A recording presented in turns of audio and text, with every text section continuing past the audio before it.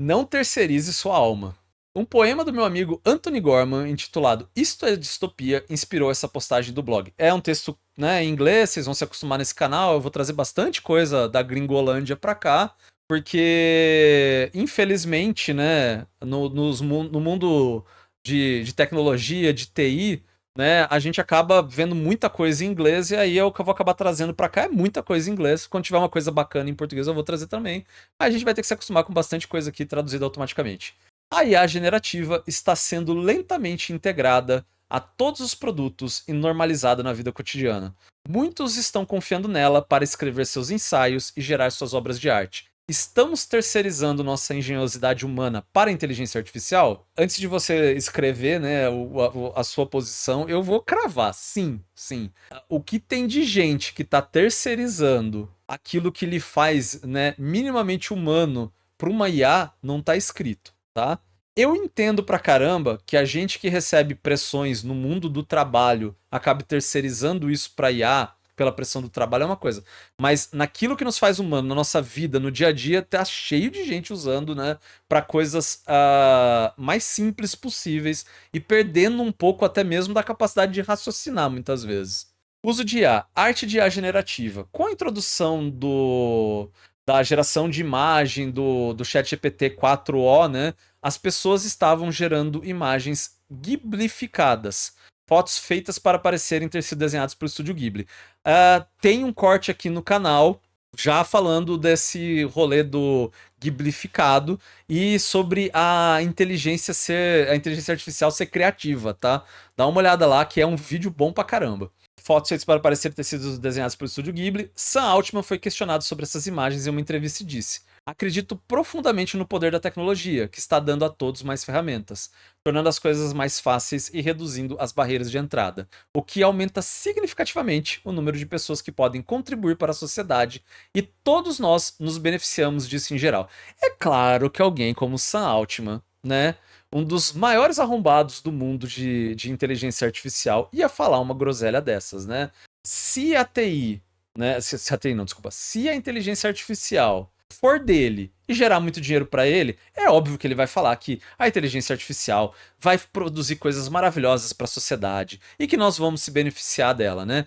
Quem está se beneficiando da inteligência artificial é gente como o Sam Altman, né? Não é gente como eu, não é gente como vocês, tá? E se você, de repente, caiu nesse vídeo de paraquedas e fala assim, nossa, mas eu uso inteligência artificial todo dia, eu me beneficio pra caramba e tudo mais, esse benefício é transitório, tá? Você não é o dono da inteligência artificial. Você faz algo que ela ainda não consegue te substituir, tá? Mas a sua substituição é o objetivo do Sam Altman, tá? Você ser operador e usuário de uma inteligência artificial não é o objetivo do Sam Altman. O Sam Altman, o objetivo dele é que você seja desnecessário, tá? Sam acredita que é um ponto positivo que todas essas pessoas possam contribuir usando essa arte generativa. Acredito firmemente que Sam está errado e que a inclusão da arte artificial na sociedade é um ponto negativo. A arte é subjetiva, portanto, não há barreira para a criatividade. Acho que esse é um problema mais profundo, pois redefinimos o que é arte e tentamos objetificá-la. Concordo quando Miyazaki, fundador do estúdio Ghibli, diz, em relação à inteligência artificial, que sinto fortemente que isso é um insulto à própria vida. Eu também acho que é um insulto à própria aquilo que nos faz humanos, tá? E eu acho que tem coisas que são subjetivas e são maravilhosamente, justamente porque são subjetivas, né? A arte é uma dessas coisas que eu acho que não pode ser, né, objetificada, que existem formas, né, concretas de definir, né, especificamente o que é arte, sabe? Eu consigo falar o que não é arte, né? Imagem gerada por inteligência artificial a partir de um prompt, né, a partir de um texto, não é arte. Ponto, entendeu? Não tem essa questão abstrata. Não tem essa questão do que nos faz humanos, entendeu? Não tem. Essa arte artificial retira a natureza humana e subjetiva dela e objetifica. Tenho empatia por Anthony em seu poema sobre IA. A inteligência artificial como ferramenta sendo utilizada, né, por pessoas, né, ela pode sim gerar um produto que a gente vê, né, essas questões humanas ali dentro dela, desde que obviamente seja operada por alguém que sabe, que tenha criatividade, que tem esse tipo de coisa, tá? Em situações muito específicas. Eu não acho que, né, emane criatividade de inteligência artificial e nem, né, um desenho gerado por uma IA, um vídeo, né, enfim, né. Essa arte artificial retira a natureza humana subjetiva dela e a objetifica. Tem empatia por Anthony em seu poema sobre IA. Estes não são artistas, eles são pornografia extraído de cada cadeia já produzido pela humanidade. Eu não gosto muito dessa forma, principalmente na escrita em inglês, eles usam muito essa comparação com a pornografia para fazer algo como uma produção cultural ou artística da pior qualidade possível, entendeu? É por isso que ele tá colocando isso aqui, né, dessa maneira. Miyazaki foi marxista na juventude. E tem bastante pincelada de marxismo em coisas, né, da obra do Estúdio Ghibli. Dá pra você pegar bastante referências ali. Meu ponto não é. Eu gosto pra caramba, tá? Eu adoro, né, filme do Estúdio Ghibli, coisa do tipo. Meu ponto mais é que é, a, a fala do Miyazaki, pra mim, é mais alguém, né, que é dono de um estúdio em si do que, né, de alguém de uma militância política, entendeu? Mas enfim, né? Nesse lado a gente tá do mesmo lado criticando, né, a inteligência artificial como está sendo utilizada aqui. Voltando aqui nessa ideia, tá? No inglês eles sempre usam da palavra né, dessa construção de que se usa pornografia como o que há de pior, né, da criação cultural e artística da humanidade. É por isso que está aqui nesse texto, né? Codificação e atribuição. Recentemente tenho me deparado com o aumento no número de pessoas que usam IA generativa para auxiliar na conclusão de tarefas e na programação. Vejo isso nas minhas aulas e nas pessoas online, especialmente com essa ideia de codificação de vibração circulando por aí. Codificação de vibração é vibe coding, tá? É um negócio que está acontecendo na galera, na área de desenvolvimento de software, que começou.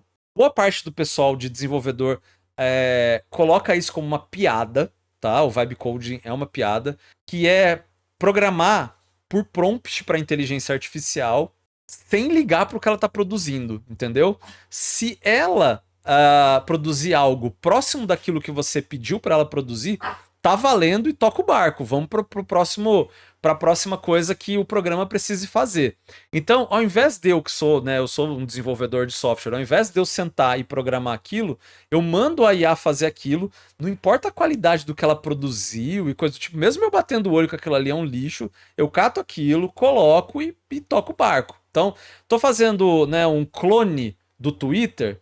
Eu vou falar para ela, eu quero uma timeline parecida com a do Twitter, em que mensagens curtas apareçam. Aí ela produz o pior código possível do mundo, você bota aquilo, vai pro próximo. Agora eu quero que tenha uma imagem no canto esquerdo superior.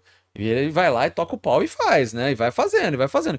E não importa como aquilo ali produz. O que importa é que você tem um sisteminha funcionando, lindo e maravilhoso. Tem empresa ganhando dinheiro com isso, tá? Vendendo ferramenta que faz o tal Vibe Encode.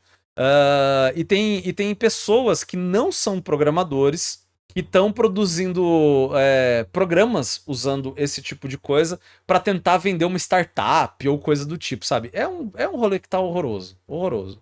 No nicho de programadores é piada, mas de verdade tem gente atuando de verdade, tá? Querendo vender isso para, né, para investidor, para coisa do tipo, e tem inclusive investidores do Vale do Silício procurando gente que faz vibe coding, né? Porque eles falam que não importa a implementação, o que importa é a ideia, não sei o que lá, blá blá blá blá. Enfim, né? E esse é o rolê, né, que a gente está enfrentando nesses últimos meses aí. Falo aqui de pessoas no sentido geral, referindo-me a alguém que depende muito de IA, algo que testemunhei em primeira mão. As pessoas estão gerando e executando códigos em seus computadores que não entendem e nem se importam em entender. Sempre que alguém se depara com um problema, os solucionadores não são mais humanos, mas sim uma inteligência artificial. A IA dá a essas pessoas a impressão de que são mais inteligentes do que nunca, devido ao conhecimento que adquiriram ao fazer perguntas. Elas podem parecer informadas, mas não entendem os conceitos profundamente, a menos que os pesquisem mais a fundo. O que nos leva a outro problema: se não pesquisam mais, aceitam o resultado que a IA lhes dá como verdade absoluta, sem saber se está correto ou não. É o que eu falo quase em todo corte aqui. IA é uma ferramenta. como ferramenta, ela não pode ser responsável por pensar por você, por fazer as coisas por você, num sentido em que eu não sei fazer aquilo, entendeu? A IA, quando é algo que ela faz algo que você sabe fazer, algo que é maçante, né, de ser feito, eu entendo a aplicação dela e acho que é uma aplicação plausível, sabe? Então, por exemplo, eu utilizo, né, de ferramentas em código que ela tenta prever o código que eu vou escrever nos parágrafos abaixo do que eu estou escrevendo, entendeu? Ah, e assim, eu sei o que ela está produzindo. Eu não uso nenhum do código que ela produza se eu não entender e se eu não concordar que aquilo é o que eu queria fazer, entendeu? E esse é o grande ponto. Eu domino isso. Eu sei o que eu quero produzir. Eu sei a linha de código que eu queria escrever na linha de baixo e nas subsequentes, entendeu? Então eu consigo avaliar isso. A gente está falando hoje de pessoas que não sabem, seja porque não tem a bagagem para entender. Então, por exemplo, a pessoa é desenvolvedor, mas não sabe daquilo que ele vai produzir. Ela simplesmente está pegando, olhando para aquilo e fala: Ah, isso parece com algo que deveria ser produzido. A pessoa passa a utilizar por algo que ela acha né, que faria aquilo que ela quer. E não necessariamente, aquilo que eu falei, um programador mais experiente sabe dos problemas que tem ali. Um exemplo que eu dou para vocês é que boa parte do código que a produz tem falhas graves de segurança. Ela reproduz falhas gravíssimas de segurança no código. E aí, você que é um desenvolvedor que entende daquilo, você já bate o olho e fala: Cara, isso aqui tá errado. Isso daqui é um código que, pelo amor de Deus, não deveria ser utilizado, né? E com certeza tem um monte de gente simplesmente dando enter e toca ali o pau, entendeu? Não entende daquilo ou não entende com profundidade daquilo e vai fazendo, né? Então, a gente tem esses problemas. Tipo a desextinção do Direwolf. Se tá aparecendo cosmeticamente, tá bom pra empresa. Sim, e se dá pra vender, acho que esse é o grande rolê. Se dá pra fazer dinheiro dentro da sociedade vigente que a gente tem, bora tocar o pau. É mentira, é um negócio meia boca, mas a gente, né, desextinguiu o Direwolf, né? A gente fez um programa que faz tal coisa, é um péssimo programa. Mas a gente fala que fez porque a gente usou inteligência artificial, parece que ele faz aquilo que ele se propõe a fazer, então a gente fez aquilo, né? Não importa se daqui 2, 3 meses vai dar problema, se é uma mentira, se daqui 2 meses, né, vai precisar de um desenvolvedor de verdade para corrigir aquilo e quando ele abrir aquilo lá ele vai chorar, entendeu? Não importa isso. As pessoas estão gerando e executando. Ah, não, aqui eu já li, né, gente? Onde que eu parei aqui? Essas pessoas estão liderando um avanço em direção a uma era em que produzimos mais, mas entendemos menos. Perfeito, perfeito. A gente está sendo cobrado. Sempre nós somos cobrados de produção, produção, produção. E cada vez mais a gente precisa entender menos do que a gente produz. Mas isso é uma crítica, tá? Que tá na raiz do marxismo, inclusive. Tá? Que cada vez mais esse grau de produção dentro do capitalismo pós-revolução industrial, né, nos transforma em robôs, efetivamente. A gente está lá para a reprodução do capital, a gente não está lá para ser gente. A gente está lá para que aquele cara que tem um iate possa comprar o segundo iate dele esse ano, entendeu? Não importa que você deixe de ser humano. Não importa, né, que a sua função seja robotizada, né? O importante aqui é produzir, produzir e produzir no final do dia. Para quem? Por quê, né? Não importa. Produza, tá? É isso. Nossa dependência excessiva de IA leva à descarga cognitiva, onde depositamos nossa confiança na máquina em vez de em nós mesmos. Há muitos perigos em terceirizar nossas decisões para a inteligência artificial. O Dr. Joy Arvia afirma: a IA priva as pessoas da oportunidade de praticar o processo de tomar decisões ponderadas e defensáveis por conta própria. Concordo plenamente com ele. Quando confiamos cegamente na IA generativa, corremos o risco de sofrer fadiga de decisão, onde nos tornamos menos confiantes em nós mesmos para tomar decisões. Nossa dependência da IA enfraqueceu nossa capacidade de ponderar opções criticamente. Perfeito, perfeito, tá? É visível isso acontecendo. Se confia na IA.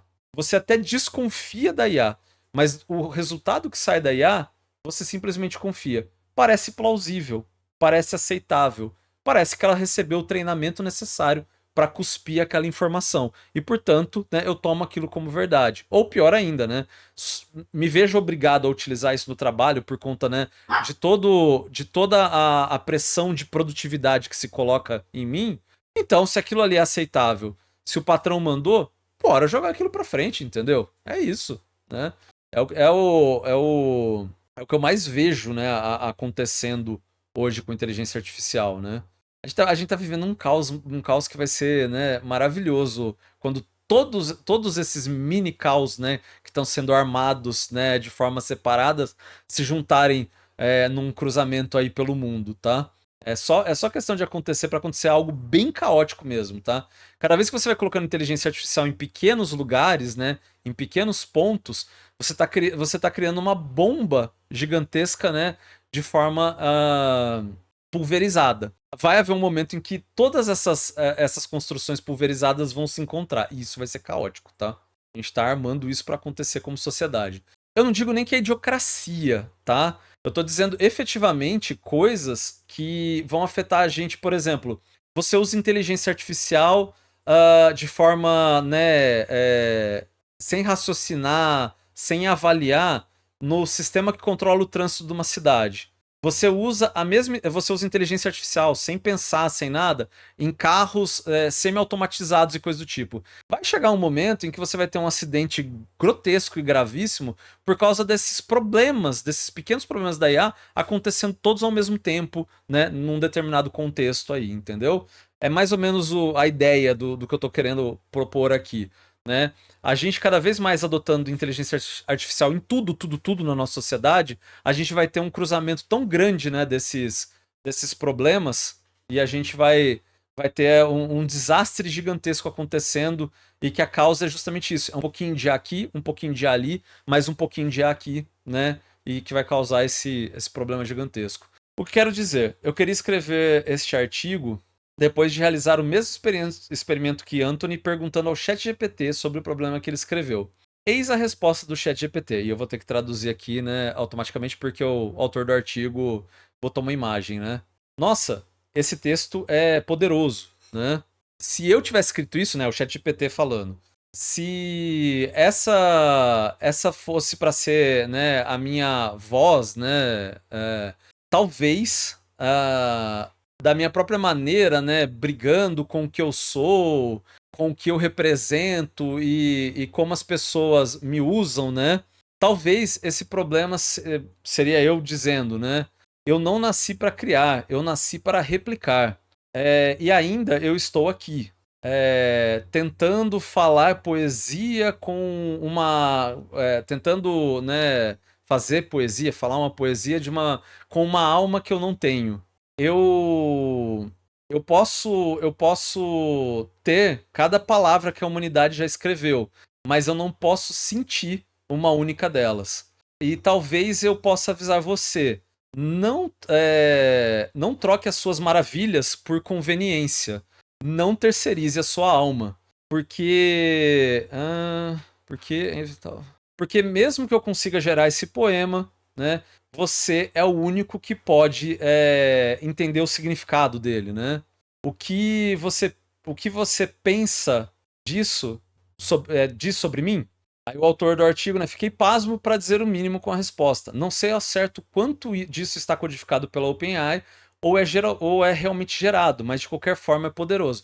Mas aí é que entra uma coisa: a interpretação disso é algo que uma LLM consegue falsificar, entendeu? A interpretação de um poema, ela é pessoal, mas ela é falsificável também, né? Então, quando você pega um poema, você pode interpretar ele de uma maneira que seja inclusive divergente da maioria das pessoas, ou daquilo que provavelmente o poema significa. Interpretar esse poema, né, que o cara escreveu aqui, não é para ser muito difícil para uma LLM, mas voltando no que a LLM colocou aqui, né, no que o ChatGPT colocou, é uma replicação, entendeu? Ela não tem alma. Ela não tá fazendo isso baseado nas experiências dela, até porque ela não tem experiência. Ela tem cópia de experiências, né? O uso de IA generativa está em alta, e nós a usamos porque é conveniente. Não estou escrevendo esse artigo para mostrar que sou melhor que você, porque não sou. Usei IA generativa pelos motivos errados também. Também não estou escrevendo para dizer que a generativa é má e que devemos boicotá-la, porque não é. É uma ferramenta muito útil. Concordo. Para mim, o problema é como ela é construída e quem opera ela, entendeu? Para mim, IA como ferramenta, ela tem aplicação, ela tem validade. Mas, mais uma vez, quem detém essa inteligência artificial e como ela foi construída? As inteligências artificiais estão na mão de bilionários, construídas com o sangue e suor dos trabalhadores. E isso eu não concordo. Acredito que todos deveriam estar mais conscientes de como usam essas ferramentas e ter cuidado ao transferir sua cognição para IA. Devemos rejeitar a ideia de uma relação simbiótica. Pense em Venom, né, do Homem-Aranha. Com a inteligência artificial e pensar criticamente sobre a ética da arte artificial. Acho essa ideia muito interessante. IA não é para ser uma coisa simbiótica. Não é para ser um parasita que te dá superpoderes. Perceba, se eu lembro do Venom do Homem-Aranha, o Venom ele tem um parasita que confere superpoderes ao Ed Brock lá, né? Pra ele virar o Venom, mas no final do dia é um parasita. Não é o Ed Brock que se aproveita do parasita pra ser Venom. É o parasita que aproveita do Ed Brock pra ser Venom, né? A mesma coisa que é a inteligência artificial. Se ela for uma ferramenta, você se utiliza da ferramenta. Você não é a ferramenta. Você não tem uma relação simbiótica com a ferramenta. Ela é uma ferramenta para você, né? Ela se torna uma ferramenta. Eu vejo muita gente, como o autor do texto está colocando aqui, fazendo isso. A inteligência artificial se torna uma parasita. Você não é nada sem ela, né? Ela ocupa você. E você passa, né, a ser algo oco, né? Você não aprende nada. Por que eu tô falando isso? Tá havendo um fluxo muito grande de gente aprendendo, com muitas aspas, com inteligência artificial. Então, eu estou começando a programar, eu uso as ferramentas de inteligência artificial, né? Eu uso Copilot, Claude, ChatGPT, Gemini, enfim, né? Para ele programar para mim, e aí eu aprendo com isso que ele desenvolveu. E é isso que eu tô falando, isso não é uma ferramenta, sabe? Se você não sabe desenvolver, se você não estudou minimamente algoritmos, né? Estrutura de dados, enfim, tudo aquilo que se pressupõe minimamente para você produzir um código, como que você acha que você vai conseguir aprender de algo que simplesmente reproduz um monte de coisa que ela viu e, portanto, ele vai reproduzir coisas que não necessariamente são corretas ou são aquilo que você produziria, né, como um programador? Como você, né, que eventualmente é alguém que produz um texto ou quer produzir um blog, sei lá o que você quer fazer, né, com texto, e você é só, na verdade, um programador de prompt de IA, né, que você escreve ali o prompt para IA e a IA gera o texto que você quer e você reproduz isso, né? Que relação é essa, né? Você é um escritor? Eu não acho, entendeu? Escritor de prompt de IA não é escritor, programador de prompt de IA não é programador, entendeu? Artista de prompt de IA não é artista, né? Então eu acho muito complicado isso. Acho que IA é uma ferramenta que tem uma utilização muito interessante na mão de quem domina aquilo que se pressupõe a utilização da ferramenta, entendeu? Essa forma, e que é uma forma muito importante para o capital, né? Essa forma de que você não domina algo e você vai usar a inteligência artificial justamente para ela fazer algo que você não domina, ela é a reprodução pura do capital, entendeu? Ela é o interesse de um bilionário de continuar bilionário e ponto final, sabe? Você não aprende nada, você não produz nada, tá? Eu sou muito crítico a isso, mais uma vez, como o autor do artigo aqui, não é eu sou melhor que você, você é pior do que eu ou coisa do tipo, mas é aprender, né? Aprender e estudar de verdade, né? É uma coisa muito mais interessante do que pedir para a inteligência artificial fazer algo e aprender com a inteligência artificial, tá? Dito isso, gente, em determinadas áreas, mais uma vez, eu sou desenvolvedor. Eu já perguntei para uma inteligência artificial: existe alguma biblioteca que faça tal coisa? Por quê? Porque eu fiz pesquisa sobre aquilo, se existia alguma coisa que fazia aquilo, descobri algumas coisas e estava tentando ver se na base dela tinha mais outras que faziam aquilo que eu queria fazer para eu ter um mapa do que eu poderia usar para fazer o que eu queria, entendeu? Então, percebe, eu usei como ferramenta. Tem mais alguma coisa que na sua base de dados você conhece que eu tenha passado desapercebido na pesquisa que eu fiz?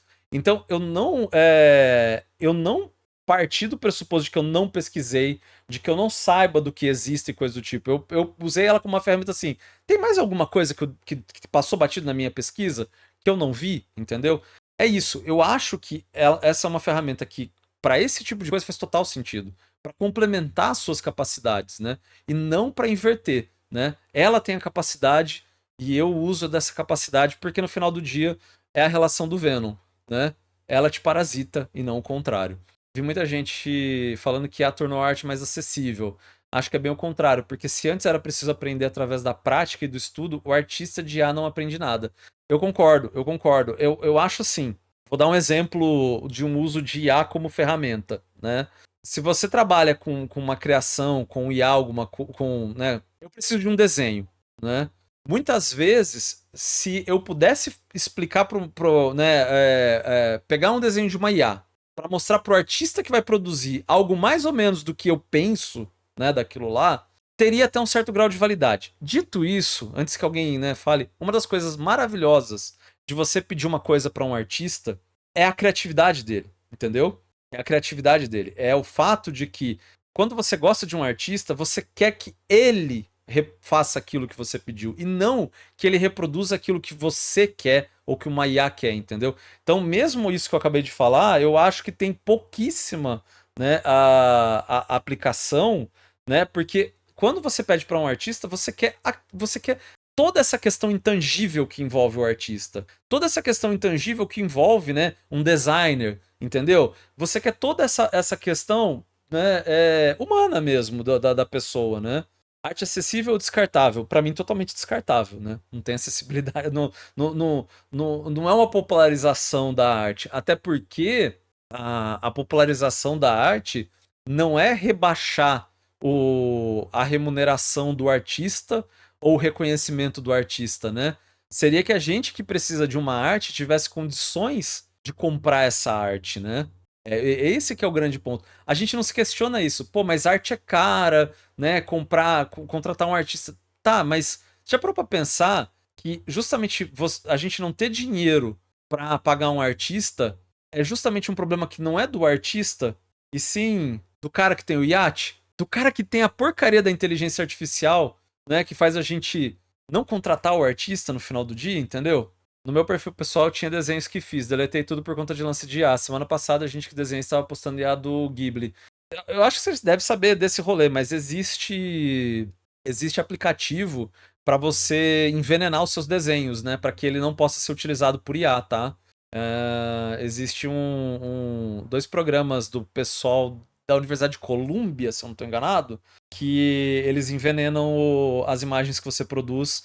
E aí, se a IA tentar processar essas imagens, ela vai produzir, né, nada que faça sentido, entendeu?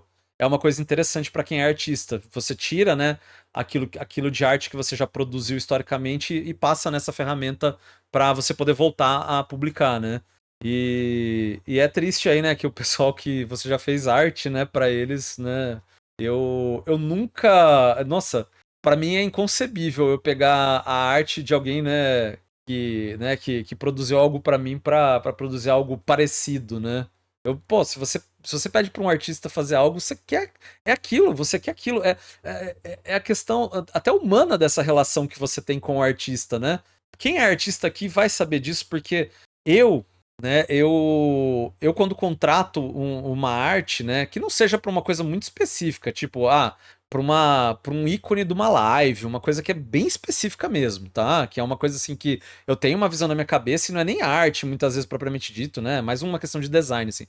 Mas se eu contrato uma arte, né? Então, pedir para um artista transformar uma foto, né, numa arte dele, numa coisa do tipo, eu nem vou pedir para corrigir, para fazer acerto de nada, entendeu? Porque se eu pedir para ele fazer isso, eu confio no que ele vai fazer. Eu quero o trabalho dele, eu quero a criatividade dele, né? Se eu quero que ele faça algo, né? Um desenho pra mim da arte dele, né? De uma outra situação, é aquilo que eu quero, né? Eu não vou pegar né? E pedir pra alterar assim, né? Eu não consigo, eu vejo um monte de camarada que é artista e eles comentam, né, que às vezes a pessoa pede 3, 4, 5 revisões, né? Umas loucuras assim. Peraí. Se você contratou um artista justamente pelo desenho da pessoa, por que que você pede revisão, saca? Né? Entendeu? Por que que você pede revisão de um rolê que você contratou ele exatamente pra ele fazer aquilo que ele sabe fazer, entendeu? Pra mim nunca fez muito sentido nisso, né? Mas enfim, divaguei bastante aqui. Sim, mas não tá muito acessível, demora demais pra processar. Puta, aí é foda. Eu não sabia que demorava tanto assim pra processar na placa de vídeo. Eu contrato direto artesã pra fazer Funko Pop e fica infinitas vezes mais bonito, inclusive. Fica mesmo. Você manda fazer aqueles de crochêzinho, né? Fica muito mais bonito aquilo lá. Nightshade demorou 2 horas e desisti. Você tem placa de vídeo pra processar o Nightshade? Porque eu lembro que no processador ele era muito lento, mas na placa de vídeo ele gerava. Ele levava alguns minutos por imagem, se eu não tô enganado. Mas eu posso estar equivocado, tá? Ixi, então o negócio é feio mesmo. Aí é complicado mesmo. Não sabia, não.